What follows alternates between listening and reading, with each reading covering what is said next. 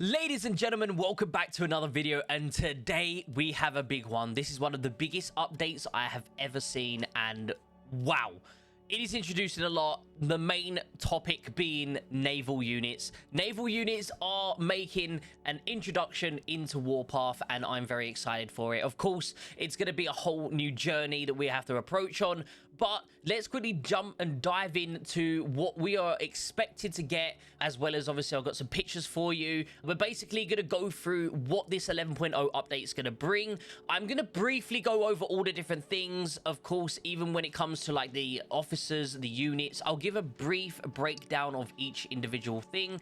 But at the same time, once I get the actual update next week, I'll be able to go more in depth when it comes to officers, the actual units and stuff like that. But I'll give you the main breakdowns right now. So let's just jump straight into it, guys. And if this video at any point does in fact help you, please think about hitting the like button and dropping a subscribe onto the channel. So the first thing first, guys, the actual units themselves. Now we are going to be getting 2 units from each division. So we'll get 2 Marty, 2 Liberty, 2 Vanguard units, and those units are going to be as follows. Now for the first Camp Liberty one, we are going to have an aircraft carrier.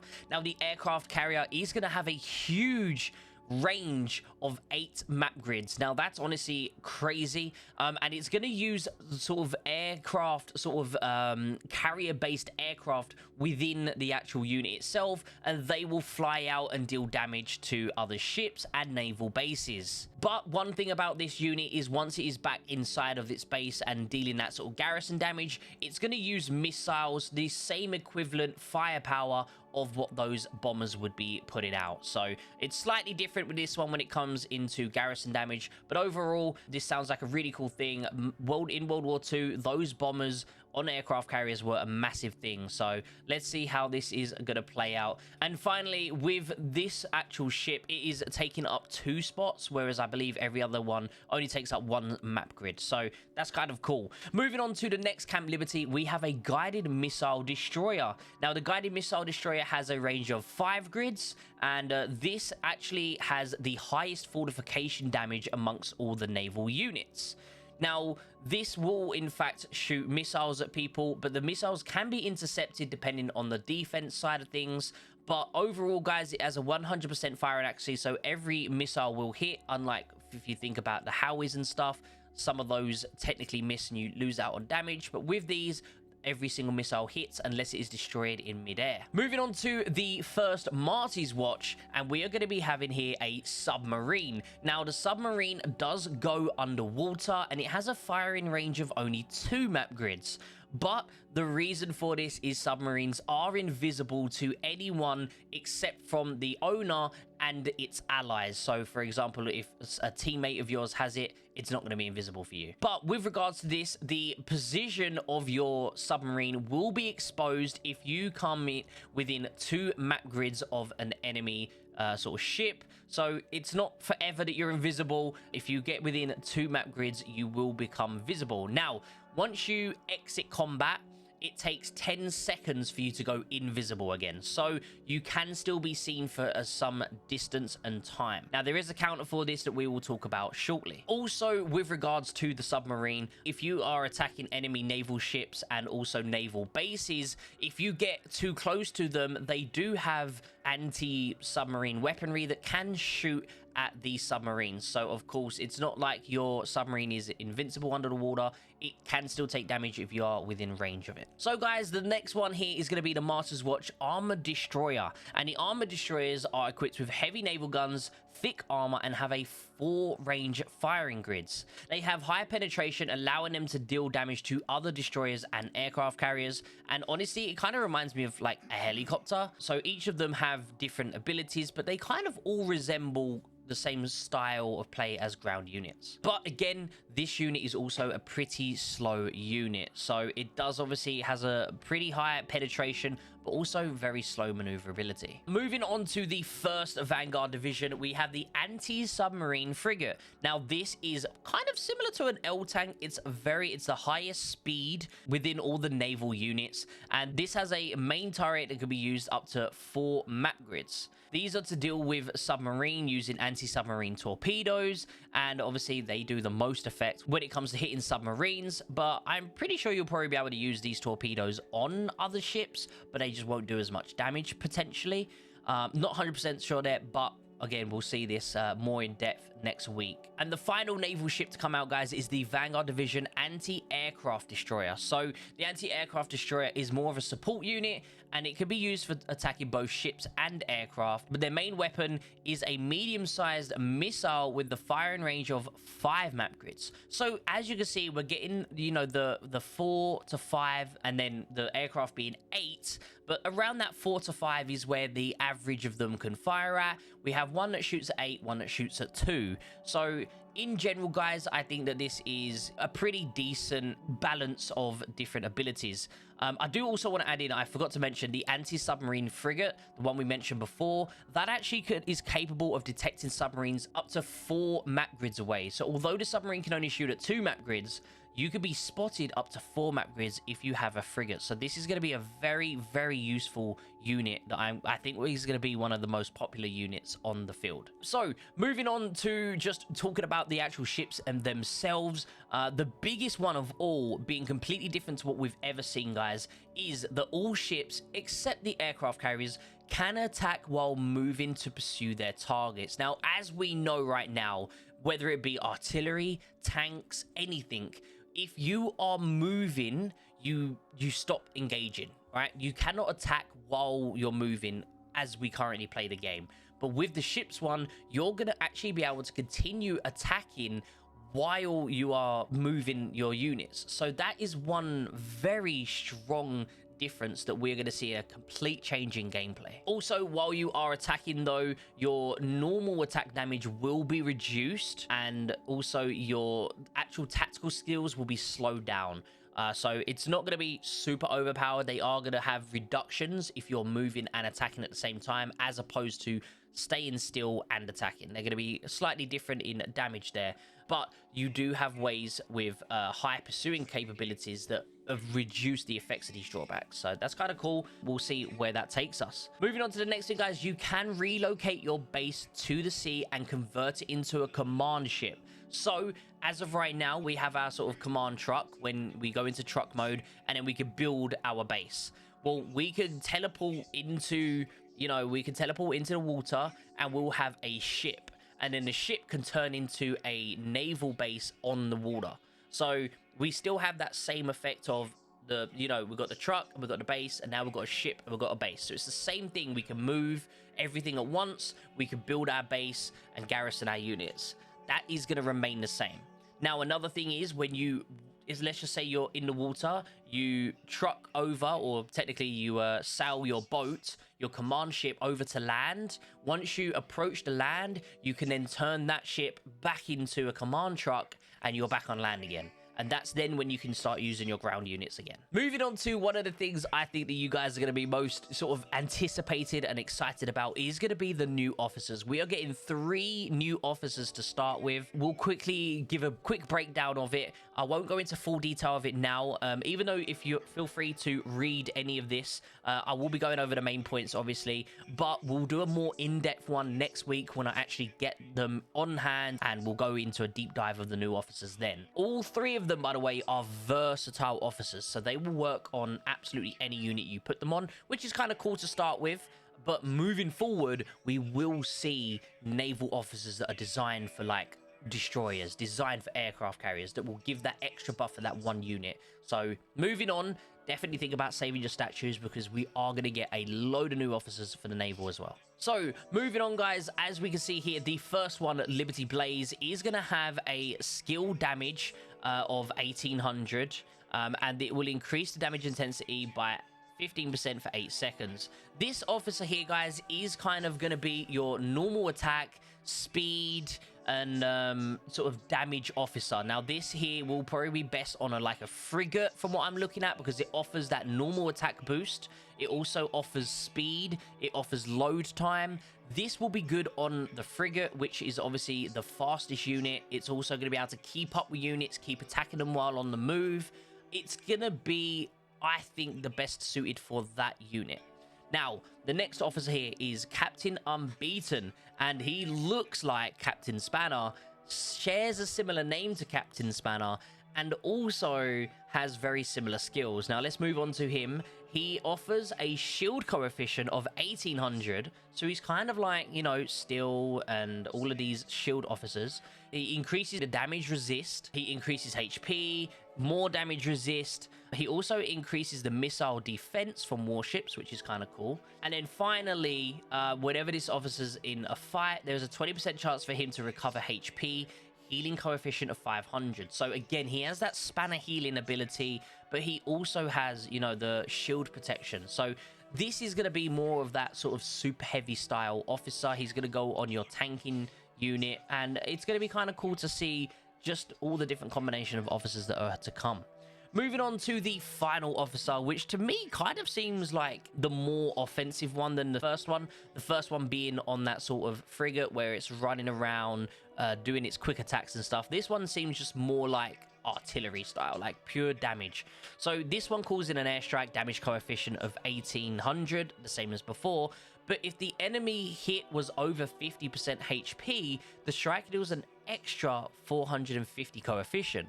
So you're actually going to be doing 2250 damage coefficient when that unit is full HP. After it drops down below, obviously, that full 50% HP, then you're going to start dealing a little bit less damage. But you're still dealing the same damage as the previous officer. So it's kind of a nice little boost there. Also, it increases the skill boost by 30%. That's quite a lot if you ask me. It also increases the firepower and the HP by 20% of each. Nothing crazy, but a decent amount. Increases the missile defense, another missile defense, so that's more protection, which is nice. And then finally, he also has a 30% chance to shorten prep time by 1 second, which again, that is a very nice skill to have, especially if you're just trying to get that extra damage in as quick as possible. So overall, guys, I think that this is definitely a more artillery style officer. So he'll probably end up going on, what's the name of it? So he'll probably end up going on someone, for example, like the guided missile destroyer, because this is going to be what's used for, you know, having those just pure 100% accurate missiles. So with that being said, we've gone through the officers now. Again, we will do more in-depth with them in the video coming next week for the full update launch for us. Moving on, we have something called the Azores. I hope I'm saying that correctly. Azores is available on all servers that have been online for 60 days, which is kind of cool. But basically, guys, it is going to be a level 3 city. And the way this level 3 city is going to work, according to this, is you're going to be able to capture strategic places without connecting them to your central alliance. Now, they're sort of like in the water, which is kind of cool. There is also some land on this Azores place. So, again, not 100% sure, like, is it that everyone in, for example, my server, all the alliances in my server have to fight over this one water city? I'm not 100% sure how it's going to work, but I do get the feeling that everyone's going to be able to teleport in, everyone's going to be able to have, you know, use their naval boats and have some fun fighting. I think it's going to be really cool to sort of see this, but again, I will give you more update on this next week when I get to test it and use it for myself, and I'll give you that information as soon as possible. Moving on to Aegean Sea, which is going to be the brand new conquest. Now, if I'm not mistaken, I do believe the way it's going to work is we're going to get the sea conquest and then a normal conquest, then a sea conquest and a normal conquest. Now, again, I think I read that somewhere. I might be wrong. Please let me know down in the comments if this is, in fact, incorrect. But I do believe I saw that that is how they're going to be doing it. So let's hope that we see more, you know, sea conquests coming in. Because if we have to do this one map over and over again every other month, it might get a bit boring eventually. But again, it's still going to be new, so it's still going to be nice regardless. Now, with regards to this, guys, it's not going to be the same, like 100% the same as previous L4s. They do state here that it will be divided into different combat zones, having, you know, airlifts. You're going to be able to get one airlift every 24 hours, but it does state here that you'll receive a supply of airlift permits at the start. So I'm wondering, do you reckon we'll have more than the original 5? And then, you know, once we start using them, you'll get one back every 24 hours. So I'm not 100% sure. Again, we'll be able to test this out at the end of this month. I think it's the 31st of October. I'll be able to go into this, and we'll definitely have a new and updated sort of video on this particular. Okay, guys, moving on to the next thing here, we have got the Tide of Honor. Now, this is, I believe, just the sort of signing in daily event that is going to allow you to unlock the new officer, well, one of the new officers, being the Liberty Blaze. Also, I do apologize, I forgot to mention, I'll quickly add this in, that to recruit Liberty Blaze, you need to participate in the Tide of Honor event, which we're about to talk about, to unlock the sort of the shield officer, the protection officer. You're going to need to complete the first Navy campaign chapter to unlock him, which will probably be pretty easy, but again, just completing that first campaign. And then finally, to unlock the last one, which is going to be Sergei Petrovich. To unlock him, you're simply going to need to build the shipyard to unlock him. So to unlock Tide Watcher, that is going to be pretty easy. You just build the shipyard. So that's a very easy way to unlock these, which I did forget to mention. I do apologize. Moving through, as I said, though, the Tide of Honor event, this is going to be a daily login up to 28 days, I believe it is. So a 4-week period. And within those periods, you can unlock officer statues. I believe it's 100 in total for him. So you're going to need to use a bit more if you want to awaken him. And then moving on, you're also going to be able to collect bullets, wrenches, cogs, XP, things like that for the naval. It's all going to be naval based in this one little daily login event, which is kind of good. It gives us a little bit of a head start. Moving on, guys, just the reoccurring October Halloween event. This event comes around each year, and basically we're going to be able to hunt the ghosts that appear and then just get some sort of rewards and stuff. So that's an event returning. Also, there is going to be optimizations when it comes to the jurisdiction, the grand showdown, the arms race, and the battle honors. And basically you are going to be able to, you know, earn points through the arms race from doing like 5-star naval unit pieces that are obtained, eliminating Raven troops and Raven bunkers in sea areas and stuff like that. So even if you are in that sea area, you're still going to be able to participate in the arms race and stuff like that, and the jurisdictions. Next up, guys, is the paratrooper event. Again, same basic thing. They've just updated it so that it works in line with the actual sort of paratroopers that we currently know. We have 3, technically 2 new units being changed, but 3 total changes. The first one being to the rocket launcher. Now, the rocket launcher here is going to get the effect of, after locking onto a target, the blast damage of normal attacks is increased by 150%, starting from the second attack. Okay, this effect lasts until a new target is selected or the troop starts firing. Now, with regards to this, it does mention that it starts from the second attack. Now, as many of you may know, when you lock onto someone for the first time, it's 2 seconds. Your first attack is 2 seconds. If you move your truck and fire again, it's classed as your first attack because you've locked off of that first target, and you've now re-locked on, and you're now doing your first attack again. Hence why you then get that 2-second attack again. So if you are doing that method, I'm like 99.9% sure you will not get this blast damage if you move and attack again, because although it's your second attack, it's not your second attack with the unit abilities, if that makes sense. You are restarting that first attack, hence why you get that 2 seconds, because the first attack gets that 2-second bonus. So I do believe that if you are wanting to take advantage of this, when you are defending in a base, it will work, right? And if, for example, you have a super heavy sat there and you hit it and you just don't move and you just keep letting the volleys, the 5 seconds, the volley, that will take effect of the extra bonus, right? And I believe that's how it's going to work. So inside of rallies, rocket launchers are definitely going to be a lot more useful now, and especially when defending. Just having 150% increase to normal attacks is huge. That's honestly very, very strong. I'd love to see some footage. If you guys ever get any crazy rocket launcher footage out there, please let me know. I'd love to see it. Moving on, the next unit to be upgraded is going to be the Vanguard Bomber. The first thing is going to be Earth Penetrator Bomb. The feature for this, guys, is, again, it's only for modern Vanguards bombers, by the way. So anything that's not, all of this is for the modern stuff, by the way. So the modern Vanguard Bomber feature is damage from modern Vanguard bombers. Ignore the damage reduction that infantry troops receive while bunkered. So as many of you may know, if you bomb an infantry unit that's either moving or is not in bunkered mode, they take a lot more damage than if they are in bunkered mode. Now, whether they're in bunkered mode or not, they're going to be taking that more damage. So Vanguard bombers attacking infantry is going to be very good, especially if that infantry is a strong infantry and you need to try and weaken it as much as you can before they start sieging a base.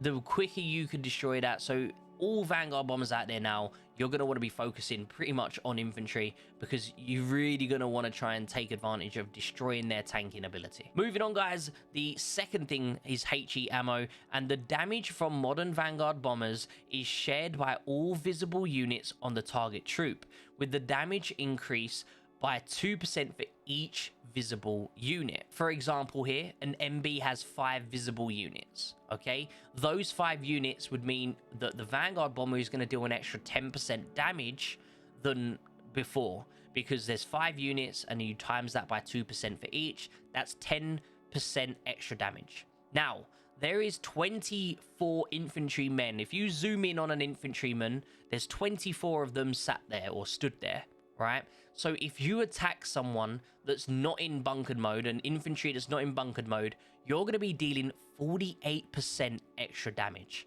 That's a lot of extra damage, okay? Now, if they're in bunkered mode, do they class as just 1 at that point? Because, you know, you don't technically see the units. I don't know. This is generally something I'm not too sure on, but I'm sure we'll find out. What we could do is test it with them being in bunker mode and test them being out of bunkered mode. Do they do the same amount of damage? That's an easy test. But with regards to that, guys, 100% bombers now dealing more damage for the Vanguard bombers. They definitely needed a bit of an upgrade, but as you can tell, it's definitely the upgrade they needed. And finally, guys, the last optimization is they've added all of the Navy related items into things, the Conqueror events during the Conquest. You've also got the spy catchers and all stuff like that. So that will be available as well, you know, during the first Conquest that comes available. So guys, I hope this video helped you a lot, kind of just get a understanding of what's to come. And as I mentioned, guys, I will do a much more in-depth dive next week. Obviously, I won't be going through half of this sort of update. We'll just focus on officers, the units and stuff like that. That will return next week, and you know, a couple of videos we'll do especially designed around each individual thing. So guys, as always, I just want to say a massive thank you to each and every single one of you. We've just surpassed 2,200 subscribers. You guys are smashing it. I love each and every single one of you. As always, I hope you have a beautiful rest of your week, and I'll see you all in the next video. Take care, everyone.